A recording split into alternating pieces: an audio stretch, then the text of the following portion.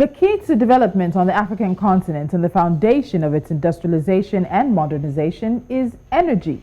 Considering Africa's vast natural resources combined with its unparalleled potential for renewable energy, the continent is poised to benefit exponentially from the energy sector, which is projected to promote economic development through the creation of jobs and the emergence of new industries. Multinational organizations and international communities have collaborated to develop various agendas, such as Agenda 2063, the Africa we want, and the 2030 Agenda that push for the sustainable growth and development of energy in order to facilitate access to affordable, reliable, and sustainable energy and transform the African energy sector to achieve universal access to electricity.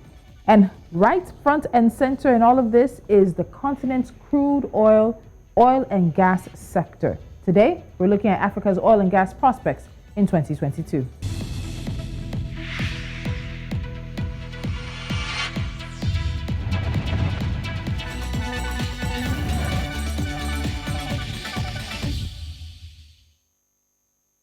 Joining me is Samuel Oyekanmi, research analyst at Nairametrics, and we'll get straight into this conversation. Samuel, good morning and welcome to Business Edge. Good morning. Thanks for having me. All right, so let's start with this. There are a number of things we saw with the African oil and gas industry in 2021, and there are a number of carryover issues that will follow the continent into 2022. So what do you think some of those big issues are that are still going to be issues that need to be taken into consideration this year? 2021 was quite eventful for the oil and gas sector of Africa. One of those big issues that happened during the year was a number of discoveries, oil discoveries, gas discoveries in some areas of the continent. One of them is the Namibia found crude substance that is expected to be over 120 billion barrels of oil. We also found the Minister of Oil in South Africa also made some claims about discovery of crude substance in the region. Also, we have information about discoveries from Egypt and a host of other countries in the continent, which I believe is going to a large extent,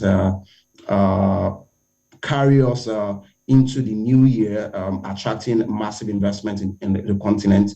With Nigeria's PIA also in play, we're expected to see some of these incidents or these discoveries bringing investment to a large extent. So yeah, 2022, I'd be expecting that we'll be seeing more discoveries.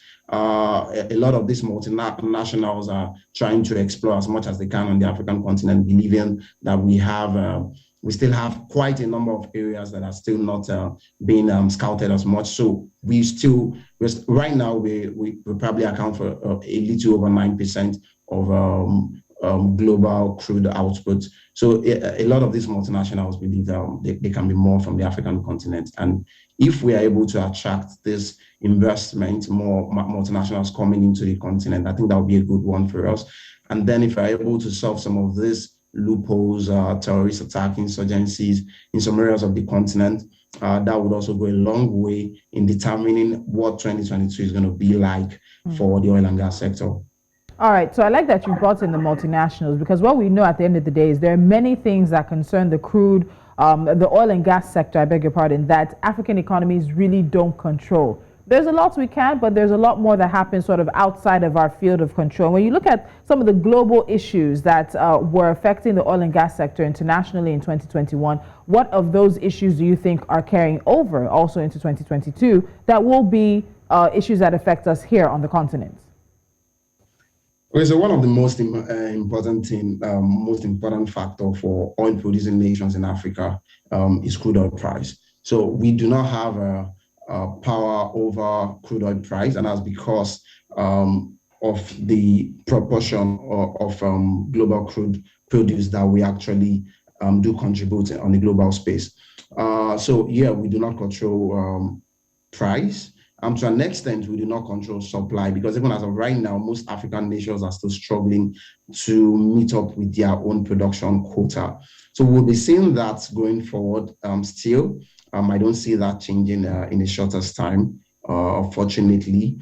But notwithstanding, if like I said earlier in my initial comment, if we are able to bringing this sort of investment in the continent and able to increase our production, we could probably have a lot more say in the OPEC plus and various oil cartels in the world. But as of right now, it's still gonna be the same. Although new policies are being made that would probably be advantageous to African countries, the likes of Nigeria, Mozambique, Ghana, would likely be enjoying from the new proposal laid by the European Union. But that is still yet to be seen. But as of right now, we still expect that we still follow the likes of Russia, Saudi Arabia, and the likes. All right, so let's stay on this global oil situation. So currently, crude oil is at $82 per barrel, but we saw a number of price fluctuations in 2021, and we saw OPEC have to adjust production quota for its members. But we've also seen a country like Nigeria in its 2022 budget actually benchmark crude a little under that $82. What do you think is going to happen with global crude oil prices? There's the conversation around supply, as you've mentioned. We're seeing OPEC right now even increasing production quota, and we'll get into that next. But particularly for the price of crude oil, how do you see it playing out in 2022?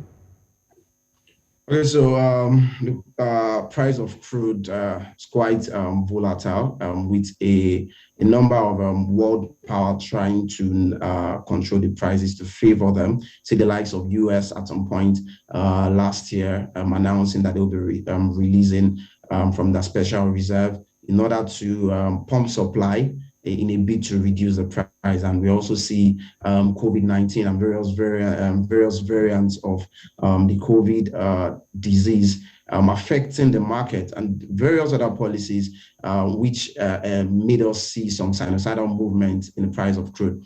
So at 82 right now, it was just 2 days ago, it started on this bullish run due to the supply glitch from Kazakhstan, and co, and then inventory draw in for the last week of the past year. So I see a lot of analysts have suggested that crude oil could hit about $100 at the end of the year. I don't see it going that far, but I will cap it at $85 per barrel. That's a very optimistic point of view. From a pessimistic angle, I'd say a $75 per barrel, but we are still going to lie between that. And then relating it to Nigeria's budget, logically, when you're preparing a budget for a country like Nigeria, and knowing the fact that we rely so much on crude oil as a source of revenue for the federal government, you also need to be quite pessimistic or logical, because there are two factors in play that determines our revenue. One of them is our supply, our production, and the other is the price of crude.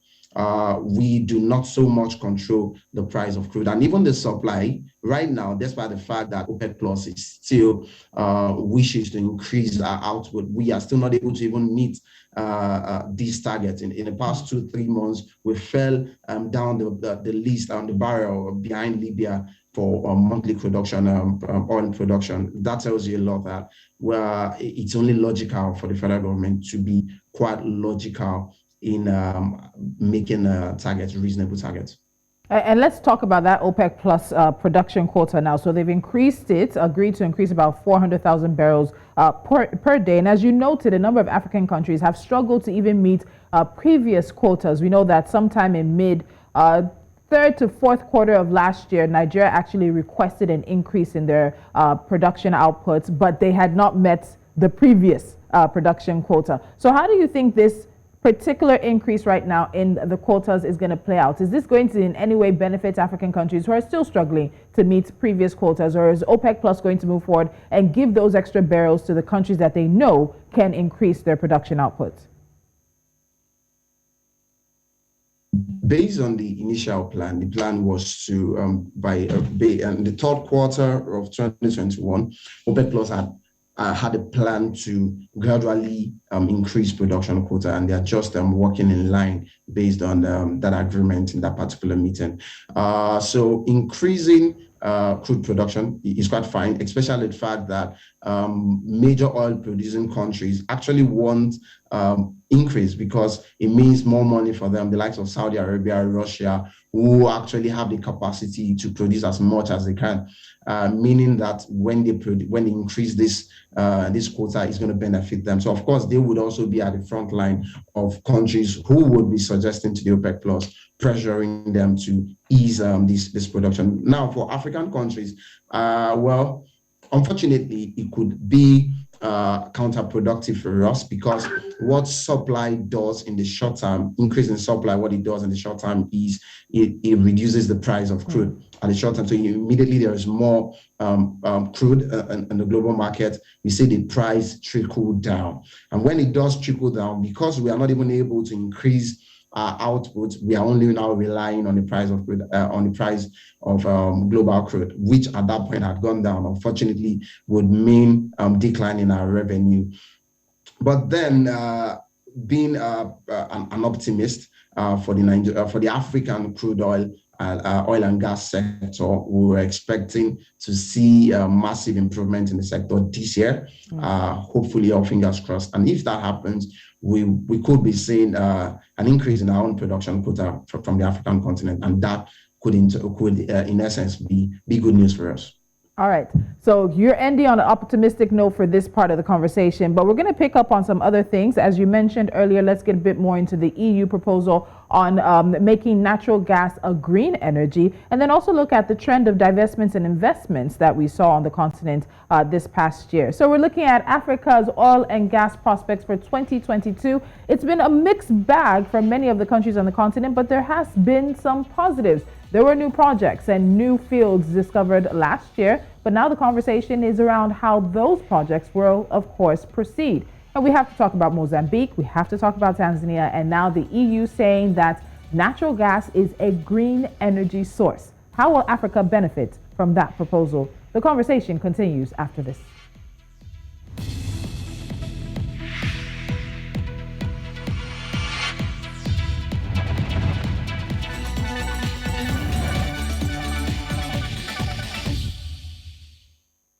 And still with me is Samuel Oyekanmi, research analyst at Nairametrics, as we look at Africa's oil and gas prospects for 2022. Now, in 2021, there was a major trend of divestments that we saw around the continent, and that trend actually hit the continent's largest crude oil producer, that is Nigeria. But we also did see some interesting investments elsewhere. So let's start with the divestments. Samuel, do you think this trend in divestments for Nigeria and some other countries will continue into this new year? I'd say, based on where I'm coming from, optimistically, I do not see those divestments happening, especially with the kickoff of the PIA. So most of these divestment we're seeing before now, our oil and gas sector having not been fully deregulated, that is not quite enticing for foreign investors to bring in their funds into this sector. So now that the PIA is fully kicked off, and then with the hope that the government would at some point in the year remove fuel subsidy, we'll probably see a more competitive environment, both in the upstream, downstream, and midstream of the oil and gas sector. And then I expect investment in this sector. I really do expect. We hope that because all the policies being made by the federal government has been geared towards attracting more funds into the sector. It's actually one of the most important sector right now for the economy. So here, I expect investment. The divestments are only a ripple effect of what the sector had represented before now. So later this year, we'll be hoping to see towards the end of the second quarter of the year to see how the PIA pans out and how things end up. But fingers crossed, I expect investment in the sector. All right, so let's focus on Mozambique very quickly. Mozambique saw force majeure declared on some of its projects and some of the activities happening around there because of the terrorist activities that came up in the areas where these exploration projects were going on. And we've seen attempts to handle the situation, but many are keeping a very close eye on that because it also had Africa's most costly, I guess we'd say, project in the oil and gas field to date. What do you think will be the situation in Mozambique this year? Oh, it's an insurgent issue in the north area of Mozambique, and my expectation would be things will calm down. And towards the end of last year, the United Kingdom had to invest over 1 billion dollars in Mozambique, and it shows that if such monies can go into such a country that is said to be suffering from insurgency, there must be some positive outlook from the country. That's from the perspective of the investors this time. So I'll be expecting that there will be some clamping down. The authorities have made quite concerted effort towards clamping down on this insurgency in the areas affected. So my expectation would be at some point in the second quarter of the year, we'll be seeing some positives, and then they can resume all altered projects in the previous year. And so as we saw some of that movement or activity or lack thereof in Mozambique, we saw an intake or an uptick in activity and money going into Tanzania. So money, of course, that happened as well with a change in government that came about with the death of the former president. But what do you think 2022 holds for Tanzania as they begin to open up a bit more and renew some of the projects that had been put on hold under John Magufuli? Okay, well, just opposing now, both countries do not really rank on the list of African countries in terms of their crude production. But my expectation is with the change in government and opening up and acceptance towards westernization in terms of their oil and gas sector, the power sector and energy sector, I will be seeing a level of growth, but it is yet to be seen. It is not really an area that I'm quite vast around. I won't be able to speak to their specific policies, but as we know in Africa, I still would expect level of positivity coming from the country, given the fact that the new president is open to investment into the sector, is really open to growing the power sector and the energy sector of the country. So yeah, I'll be expecting. So it's more like money leaving Mozambique during the crisis and then moving into other areas of the continent in 2021. But like I said, if we're able to clamp down on those insurgency that are extended into 2022, I'd be saying Tanzania also, more or less balanced in year, growing, and then Mozambique also recovering from their doldrum from the previous year. All right, so let's talk about some important news that broke this week that has a lot of interesting potential for the continent in 2022. So the European Union has drawn up plans to classify some nuclear power and natural gas plants as green investments that can help Europe out when it comes to its climate change and global warming issues. Now, investments in natural gas power plants would also be deemed green if they produce emissions between 270 grams of CO2 equivalent per kilowatt hour. A lot of people are saying this is an absolute fantastic thing for the continent. What's your take on it? What further details do we know as of now, even though there is actually now public backlash because of this plan? Okay, it's a fantastic news for Africa, for most importantly Nigeria, the likes of Nigeria and the likes of Ghana, who have proven reserves of natural gas. So I think labeling natural gas as green energy is actually good, because it means Nigeria could really be generating a huge amount of revenue from these statement. Nigeria has around 206 trillion cubic feet of natural gas, and that's more like over 800 trillion dollars. That's huge. That's a very huge inflow for the Nigerian oil and gas sector, and could be a massive boost for our revenue. And the likes of Ghana also have proven to have a number of to have significant amount of natural gas, which would be good. Unfortunately, it won't go well with everyone, of course, especially from the health point of view. I'm not a health practitioner, but from my own area of expertise, I'm speaking from as a Nigerian analyst. I see it as a very wonderful and welcome news, because right now Nigeria is looking into earning as much as they can. And then we're also looking into growing crude oil and gas sector. And right now, with the kickoff of the PIA, it just means that a lot will be experiencing a lot of investment from the United Kingdom, from European countries. European countries who know that African countries have abundance of natural gas in their custody would be incentivized to come into this continent to make significant investment, and that's good for us. So you said with the PIA on board, that's the Petroleum Industry Act, and then this proposal, if it passes, my interest now is what will African countries have to do to really step up to the plate and be able to take advantage of this proposal? All those trillion cubic feet of gas will be of no use if we can't get the infrastructure right, if we can't strike the right deals, if we can't really focus and make sure that we make the best of the investments that will come in. So if you had to say top 3 things that African gas producers need to do to be able to take advantage of this proposal if it passes, what would it be? Okay, so one of them would be improved security. A major problem for the continent at large has been security. It has been one of the reasons why a lot of foreign investors, expatriates had to leave the continent due to one insurgency or one internal crisis or the other. So I would say fix security. The government should make, in their own capacity, make very direct effort towards investing in this sector. So we've always had issues of gas flaring over the years. We've always had issues of wastage. Even in the oil sector, we've always had issues of disruptions in the Niger Delta region in Nigeria now speaking.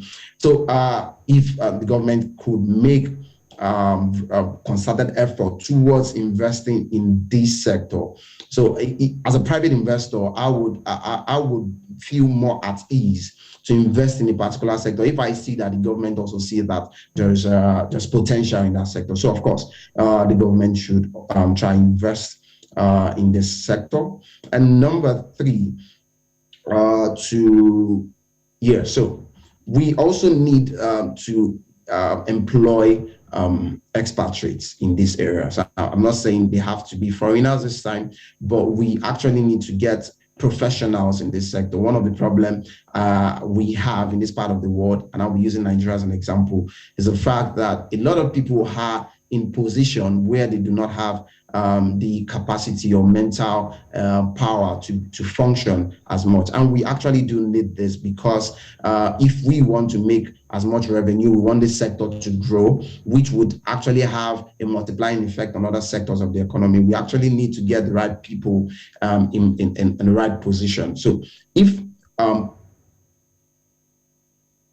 countries in the continent could try as much as possible to pay more attention to the people that they bring in to oversee this project, these infrastructures, and these agencies regulating or managing this production, it would really be nice. It would really go a long way in pushing us to the next level where we desire. All right, Samuel Oyekanmi, thank you so much. We'll keep our eyes out. We know that throughout the year, a number of developments are going to come, and we look forward to speaking with you about that. Thank you for joining me. Thank you very much for having me. Yes.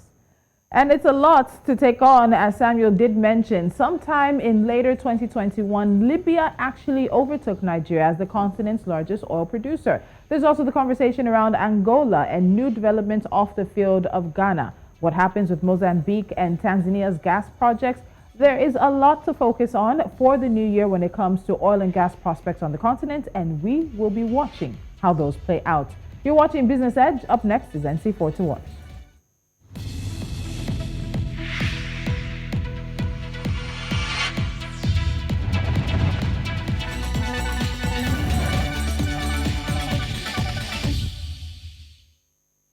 South Africa's rand fell flat on Friday morning. That's where we start NC4 to watch, and this had it holding on to some gains made in the previous session on bets that the country's central bank will hike interest rates early this year.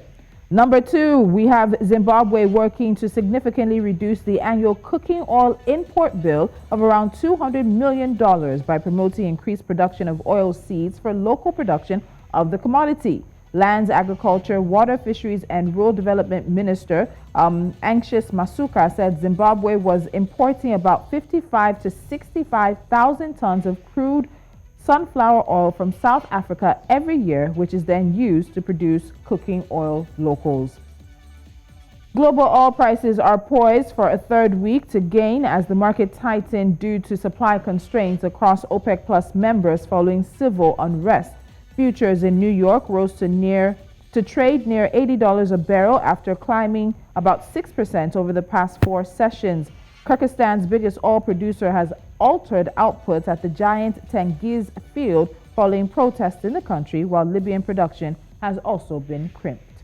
And finally, energy regulator NERSA has published an application by Eskom to amend its generations license for the 1,327 megawatt Anchor Lake OCGT power station near Atlantis in the Western Cape, which is in line for a planned 3 billion rand expansion. The additional 100 megawatts it hopes to have in operation by March 2024 will mainly provide backup off-site generation capacity for the Coburg nuclear power station at nearby Donfontein. And that's Business Edge for today, as well as wrapping up the conversations for this week. Don't forget to check out any of the episodes you may have missed on our YouTube channel or download our mobile app. Follow us on social media. We are at News Central TV, and make it a date, 11 a.m. West African time, Monday through Friday, right here, African Business, Economics, and Finance. I'm Tolulope, Adeleru-Balogun. Have a pleasant weekend.